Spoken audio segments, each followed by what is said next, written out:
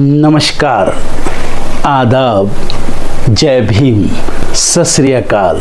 मैं हूँ माजिद सिद्दीकी और आप देख रहे हैं फोकस हिंदुस्तान न्यूज़ चैनल। आज की ख़ास खबरें सब्सक्राइब करें, लाइक करें, शेयर करें। फिर आऊँगा एक ताज़ा खबर को लेकर माजिद सिद्दीकी।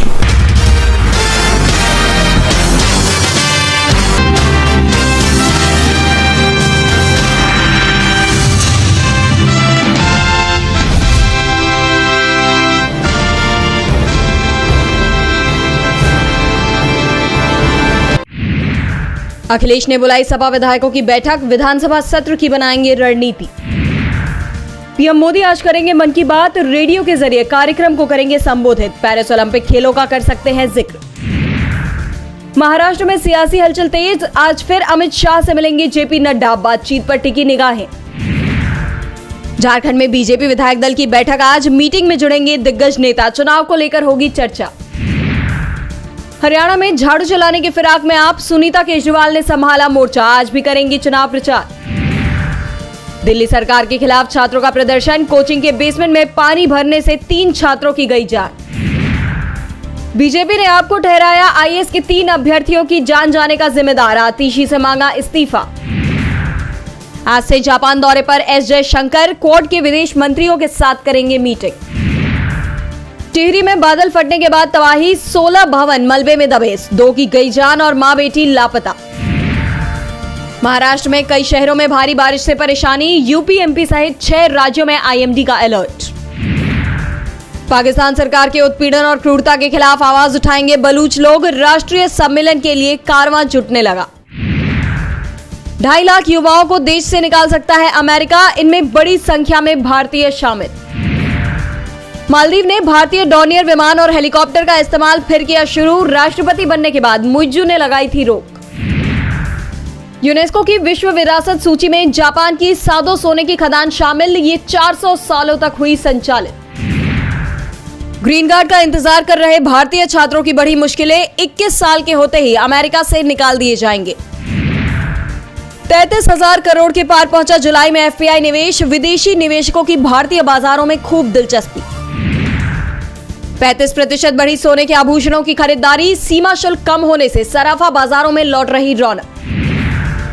एनसीसीएफ बेचेगी 60 रुपए प्रति किलो टमाटर, दिल्ली और नोएडा के मार्केट में लगेंगे स्टॉल। 1.4 लाख तक पहुंची स्टार्टअप रजिस्ट्रेशन की संख्या, यूपी से आगे निकला गुजरात। रेल यात्रियों के लिए खुशखबरी, मुजफ्फरपुर आनंद विहार के बीच 28 जुलाई से चलेगी स्पेशल ट्रेन, लगाएगी 314 ट्रिप।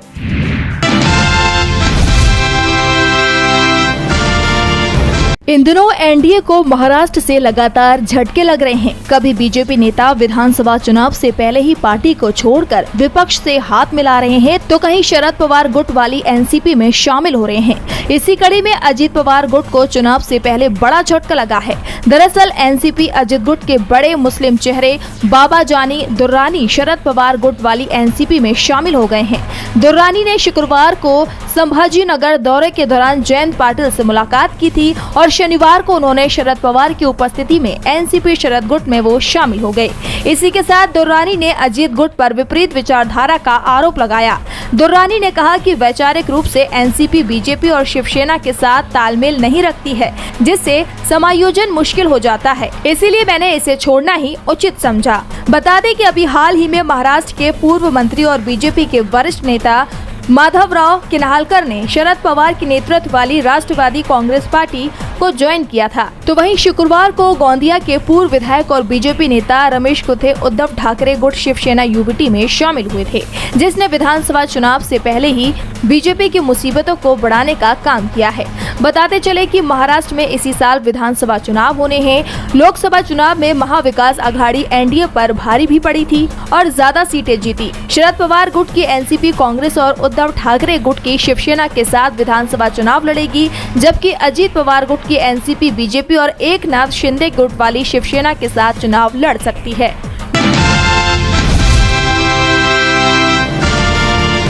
मोदी सरकार के दूसरे कार्यकाल में 100 से ज्यादा सरकारी कंपनियों को बेचने का प्लान बनाया गया था। इसमें से कई कंपनियों को तो 2023 तक बेच दिया गया, यानी सार्वजनिक क्षेत्र की कंपनियों को या तो पूरी तरह से निजी हाथों में सौंप दिया गया या उनकी बड़ी हिस्सेदारी निजी कंपनियों को दे दी गई, जिसमें देश के तमाम बंदरगाह और एयर इंडिया जैसी सरकारी विमानन कंपनी भी शामिल थी। और अब एक और बड़े बैंक को बेचने की तैयारी हो रही है। सरकार की तरफ से IDBI बैंक को बेचने का काम तेज कर दिया गया है। RBI ने बिडर्स शॉर्ट लिस्ट कर लिए हैं जो बैंक को खरीदने में दिलचस्पी दिखा रहे हैं। मोदी सरकार शॉर्ट लिस्ट किए गए बिडर्स की जांच पड़ताल कर रही है और ये दावा किया जा रहा है कि इसी साल IDBI बैंक को निजी हाथों में सौंप दिया जाएगा। IDBI बैंक में सरकार की करीब 45% और LIC की लगभग 49% हिस्सेदारी है। वैसे इस बार केंद्र सरकार की तरफ से डिसइन्वेस्टमेंट का कोई टारगेट नहीं रखा गया है, लेकिन दावा किया जा रहा है कि सरकारी संपत्तियों को बेचकर सरकार 50,000 करोड़ रुपए जुटाने की कोशिश में है। विपक्ष की तरफ से निजीकरण का जबरदस्त विरोध किए जाने की आशंका के चलते इस बार सरकार ने बजट भाषण में विनिवेश शब्द का इस्तेमाल नहीं किया था, लेकिन अब सरकार अपने एजेंडे पर बढ़ती दिखाई दे रही है। खबर ये भी आ रही है कि IDBI के बाद NTPC ग्रीन को भी सरकार निजी हाथों में सौंप सकती है।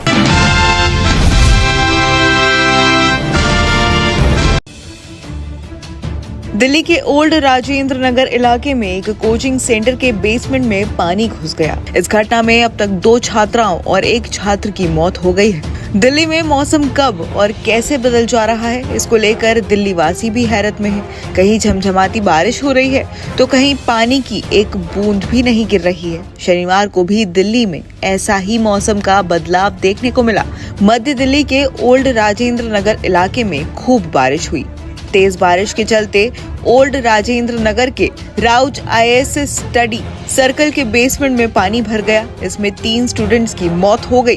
पुलिस ने बताया कि शनिवार रात को जलभराव के बाद बेसमेंट में बनी लाइब्रेरी में कई स्टूडेंट्स के फंसे होने की सूचना मिली। इसके बाद फायर ब्रिगेड और NDRF को बुलाया गया। देर रात से सुबह के बीच 2 छात्राओं और 1 छात्र का शव बाहर निकाला गया। NDRF ने बताया कि 14 छात्रों को बाहर सुरक्षित निकाला गया। रेस्क्यू खत्म हो गया है। प्राथमिक जांच में सामने आया है कि बेसमेंट में लाइब्रेरी थी। हादसे के वक्त लाइब्रेरी में करीब 35 बच्चे थे। अचानक से बेसमेंट में पानी तेजी से भरने लगा। छात्र बेसमेंट में बेंच के ऊपर खड़े हो गए। पानी के दबाव से बेसमेंट में लगे कांच फट गए। इसके बाद बच्चों को रस्सियों से बाहर निकाला गया। बताया जा रहा है कि 7 बजे लाइब्रेरी बंद हो जाती है। पुलिस ने बयान जारी कर बताया कि वाटर लॉगिंग होने के कारण पानी भर गया। देर शाम बहुत तेज बारिश हुई थी। मामले में अब तक 2 लोग गिरफ्तार हुए हैं। हादसे के बाद देर रात से ही स्टूडेंट्स ने MCD के खिलाफ प्रदर्शन करना शुरू कर दिया है। सुबह एक प्रदर्शनकारी छात्र ने दावा किया कि 8 से 10 लोगों की जानें गई हैं। हादसे की जानकारी के बाद शिक्षा मंत्री अतिशी ने ट्वीट कर मामले की जांच की जानकारी दी। अतिशी ने सोशल मीडिया प्लेटफॉर्म X पर लिखा है कि दिल्ली में शाम हुई बारिश के चलते एक दुर्घटना की खबर आई है। राजेंद्र नगर में एक कोचिंग इंस्टीट्यूट की बेसमेंट में पानी भरने की खबर आई है। दिल्ली फायर विभाग और NDRF मौके पर है। दिल्ली के मेयर और स्थानीय विधायक भी वहां पर हैं। मैं हर मिनट घटना की खबर ले रही हूं। उन्होंने आगे कहा कि ये घटना कैसे घटी, इसकी मजिस्ट्रेट जांच के आदेश दे दिए गए हैं। इस घटना के लिए जो भी जिम्मेदार होगा उसे बख्शा नहीं जाएगा। तो वहीं घटना पर DCP सेंट्रल M हर्षवर्धन ने बताया कि शाम 7 बजे हमें सूचना मिली कि राजेंद्र नगर में एक UPSC कोचिंग संस्थान के बेसमेंट में पानी भर गया है और कुछ लोगों के वहां फंसे होने की आशंका है। वो चीज अभी डिटेल इन्वेस्टिगेशन में आएगा, बट जो हमें यहाँ पे इन्वेस्टिगेशन के लिए जो भी मटेरियल फोरेंसिक चीजें कलेक्ट करनी है वो प्रोसेस भी हम कर रहे हैं। जैसे हम केस रजिस्टर करके इसमें वो सारे प्रोसेस भी हम कर रहे हैं and we are committed to the fact that we should have a proper investigation and dig out the truth and those who are responsible for this incident should be brought to the books. It is a very tragic incident and I completely understand the sentiments of the students and other people. ये एक बहुत ही दुखद घटना है सबके लिए।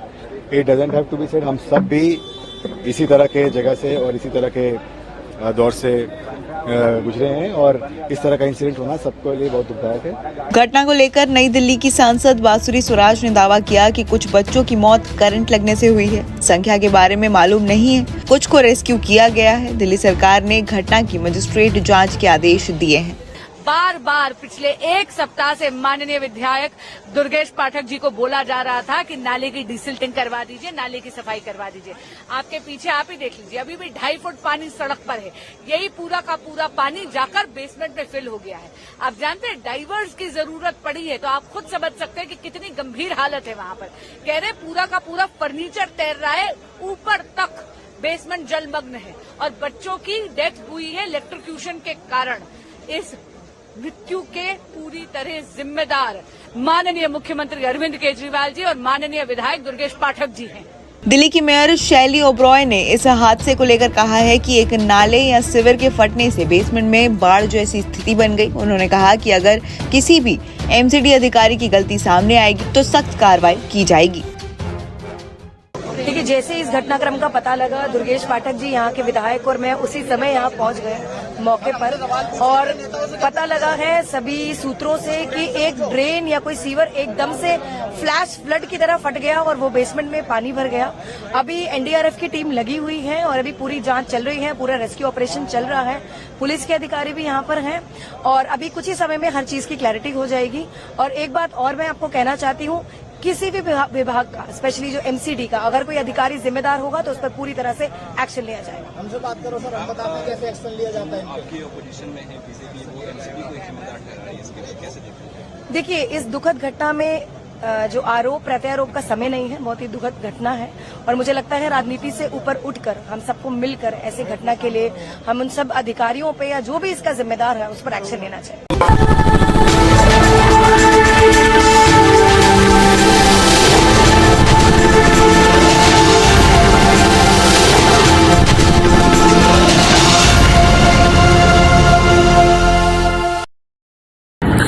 दोस्तों, आज मैं आपको बताने वाला हूं कि अगर आपकी बॉडी में मैग्नीशियम की डेफिशिएंसी हो जाए तो आपको क्या क्या प्रॉब्लम हो सकती है। सबसे पहले इंसोमेनिया, नींद ना आना, स्लीपिंग डिसऑर्डर, इंसान सारी रात करवटें बदलता है, नींद नहीं आती, स्ट्रेस लेवल, एंजाइटी बढ़ जाती है इससे, क्योंकि कोर्टिसोल हार्मोन को रोकने में मदद करता है। अगर आपकी बॉडी में मैग्नीशियम नहीं है तो कोर्टिसोल बढ़ जाता है, जिसकी वजह से स्ट्रेस और एंजाइटी हो जाती है। मूड स्विंग्स, इंसान को पता नहीं चलता उसके मूड स्विंग्स होते हैं, थोड़ी थोड़ी देर में गुस्सा आना, थोड़ी थोड़ी देर में चिड़चिड़ापन होना, क्योंकि ये सेरोटोनिन हार्मोन को बढ़ने में मदद करता है। अगर आपकी बॉडी में less magnesium is equal to less serotonin, और सेरोटोनिन हैप्पीनेस का हार्मोन है। अलावा इसके ये फटीग को भी कम करता था। अगर आपकी बॉडी में मिनरल डेफिशिएट है, अगर आपकी बॉडी में मैग्नीशियम नहीं है तो आपको थकावट बहुत जल्दी फील होगी, जरा सा काम करती है आपकी बॉडी थक जाएगी।